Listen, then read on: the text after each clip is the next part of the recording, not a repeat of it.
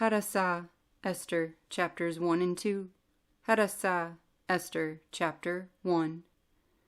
And it came to be in the days of Ahasuerus, he is the Ahasuerus who reigned from Hodu to Cush, 127 provinces. In those days when sovereign Ahasuerus sat on the throne of his reign, which was in the citadel of Shushan, that in the 3rd year of his reign he made a feast for all his officials and servants. The power of Paras and Medai, the nobles and the princes of the provinces were before him, when he showed the riches of his esteemed reign, and the splendor of his excellent greatness for many days, 180 days. And when these days were completed, the sovereign made a feast lasting 7 days for all the people who were present in the citadel of Shushan, from great to small, in the courtyard of the garden of the sovereign's palace. White and blue tapestries were fastened with cords of fine linen, and purple on silver rods and marble columns. The couches were of gold and silver on a mosaic pavement of alabaster, marble, mother of pearl, and black marble. And they served drinks in golden vessels, the vessels being different from one another, with much royal wine, according to the hand of the sovereign. And drinking was according to the law. No one was compelled, for so the sovereign had ordered all the officers of his house that they should do according to each one's pleasure. Sovereign Vashti also made a feast for the women in the royal palace which sovereign Ahasuerus owned. On the 7th day, when the heart of the sovereign was glad with wine, he ordered Mihuman, Bistha, Charbona, Bigtha, and Abagtha, Zethar, and Carcass, the 7 eunuchs who were in attendance in the presence of sovereign Ahasuerus, to bring sovereigness Vashti before the sovereign with her royal crown, in order to show her loveliness to the people and the officials, for she was lovely to look upon. But sovereign Vashti refused to come at the sovereign's command brought by his eunuchs, and the sovereign was very wroth, and his rage burned within him. So the sovereign said to the wise men who understood the times, for in this way the sovereign's matter was before all who knew law and right ruling, and who were close to him, Karshina, Shethar, Admatha, Tarshish, Meres, Marsina, Memuchan, the 7 princes of Paras and Medai, who saw the sovereign's face, who sat first in the reign. According to the law, what is to be done to sovereigness Vashti, because she did not perform the command of sovereign Ahasuerus through the eunuchs? And Memuchan answered before the sovereign and the princes, Sovereigness Vashti has misbehaved not only toward the sovereign, but also toward all the princes and all the people who are in all the provinces of sovereign Ahasuerus.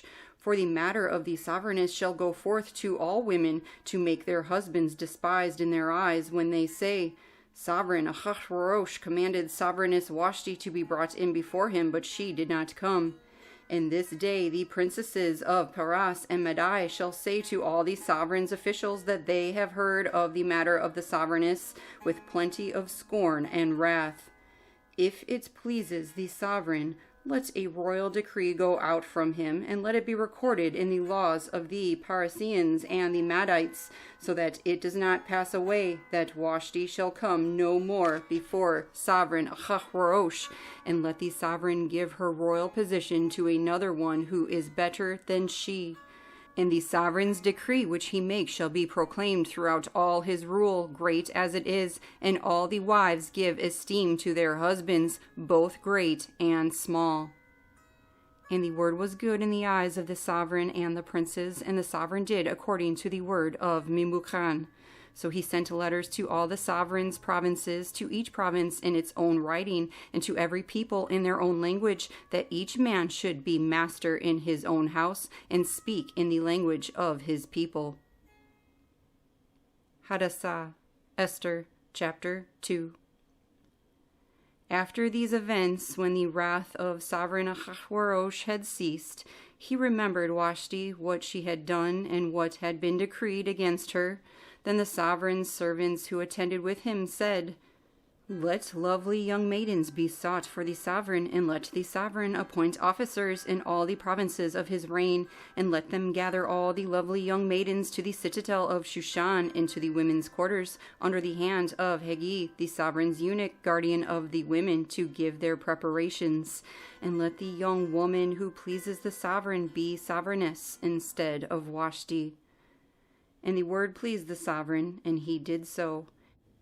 In the citadel of Shushan there was a certain man, a Yahudi, whose name was Mordecai, son of Yair, son of Shimei, son of Kish, a Benjamite, who had been exiled from Jerusalem with the captives who had been exiled with Jeconiah, sovereign of Yehudah, whom Nebuchadnezzar, the sovereign of Babel, had exiled.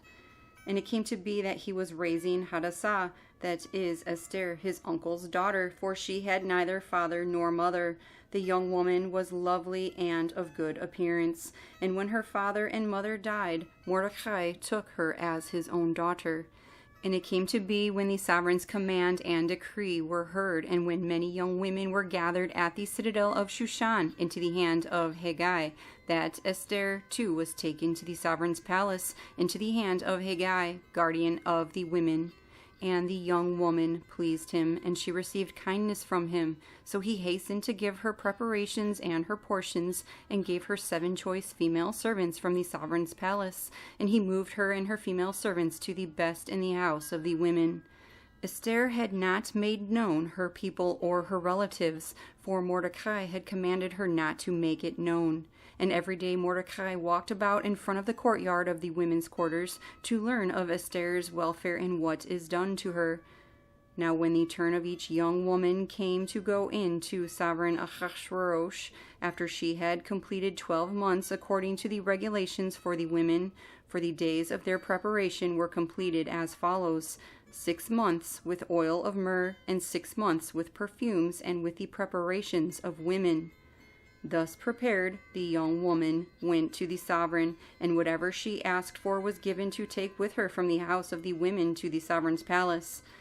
In the evening she went, and in the morning she returned to the second house of the women, into the hand of Shaashgaz, the sovereign's eunuch, guardian of the concubines. She would not come in to the sovereign again, unless the sovereign delighted in her and called for her by name.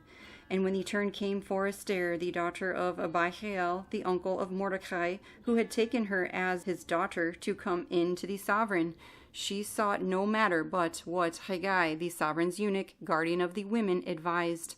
And Esther found favor in the eyes of all who saw her. And Esther was taken to sovereign Ahasuerus into his royal palace in the 10th month, which is the month of Tebeth, in the 7th year of his reign.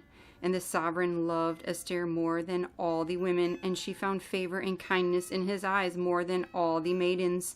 And he put the royal crown upon her head, and made her sovereigness instead of Vashti. And the sovereign made a great feast, the feast of Esther, for all his officials and servants. And he proclaimed a release in the provinces, and gave gifts according to the means of a sovereign. And when maidens were assembled a second time, Mordecai sat within the sovereign's gate. Esther had not made known her relatives and her people as Mordecai commanded her, for Esther obeyed the command of Mordecai as when she was being raised by him. In those days, while Mordecai sat within the sovereign's gate, 2 of the sovereign's eunuchs, Bigthan and Teresh, doorkeepers, were wroth and sought to lay hands on sovereign Ahasuerus. And the matter became known to Mordecai, who informed sovereigness Esther. And Esther spoke to the sovereign in Mordecai's name. And when the matter was searched into, it was confirmed, and both were hanged on a timber. And it was written in the book of the annals in the presence of the sovereign.